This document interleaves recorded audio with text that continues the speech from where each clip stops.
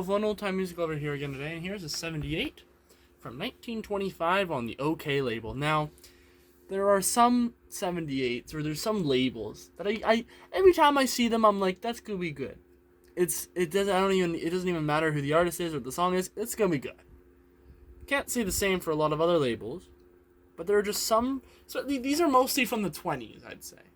20s seem to be just like the golden era for labels, because you had all these dime store labels and all these early other labels and all these labels trying out different types of music. There is no other label quite like the early red OK label from I believe 1920 until 1926, until early 1926, or late 1920 to 1925, they used this label. And I'll give you guys a look, just in case you're new to collecting. That's what it looks like. As you can see, the song is this is a very early country recording, but I'll get to that in a second. OK was a very special type of company in the 1920s. It was the only, since even the start of the 1920s, it was a company that had been around since, I think, 1917. I don't have any of their pre-1920 78s. They were recorded vertically like Pathé discs and Edison Diamond discs. They're kind of hard to find, but they're also like not hard to find. They're not rare, they're just uncommon. So they're hard to find, but they're not worth a lot of money. In 1920, the guy who was in charge of OK, or the General Phonograph Corporation of New York, I forgot his name, but I know that they got the name of the brand from him, from something with his name. And he was kind of this type of businessman who was like, hey, let's like try other types of music that's not like comic songs and jazz. So OK was the first ever label to ever feature blues, and that was with the song Crazy Blues by Mamie Smith and her Jazz Hounds in 1920. I would love to own that 78. Another 78 I would love to own is because OK was the first label to ever have country music in 1923 with the song Little Old Log Cabin in the Lane, which is an old 1870s sort of like plantation song, done by the famous country fiddler Fiddlin' John Carson. And that was in 1923. And at that point, OK was the first label to have any of those music.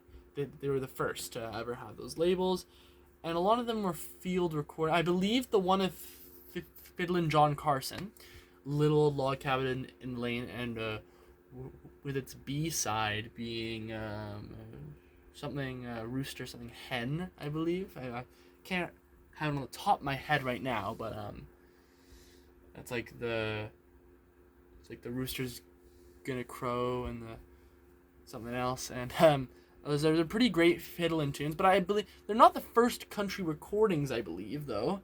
But I do know that they are, well, they're basically the first country recordings. Some sites say it's the first country recordings to ever have vocals alongside them, which is a pretty big part of country music.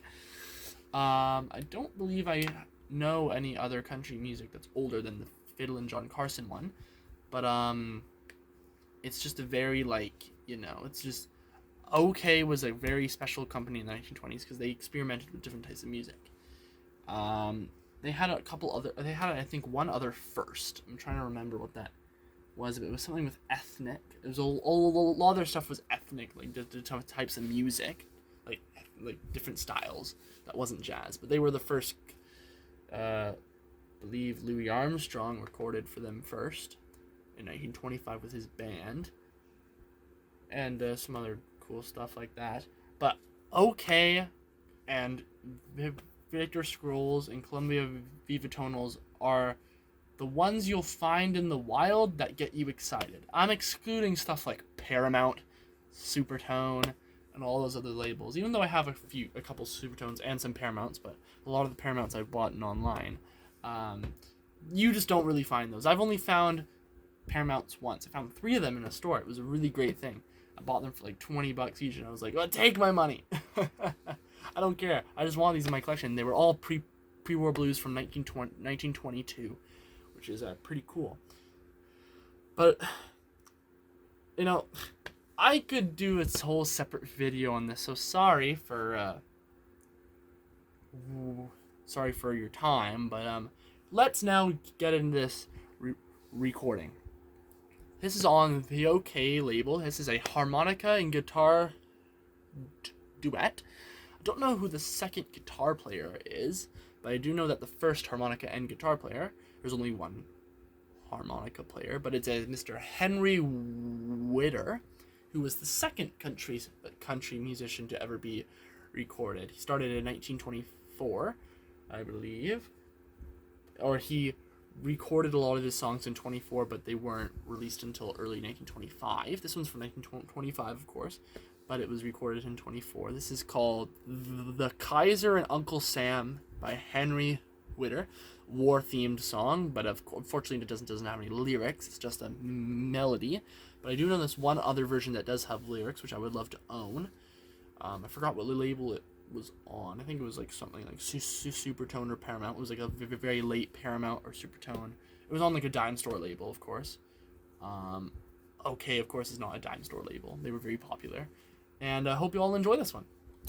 And let's take a listen to some, like, this is some of the earliest country that you will be able to find. Like, Henry Whitter and Fiddlin' John Carson, some of the earliest country musicians that you'll find in the wild. I'm excluding Vernon Delhart, even though he was big part and very early in the country scene.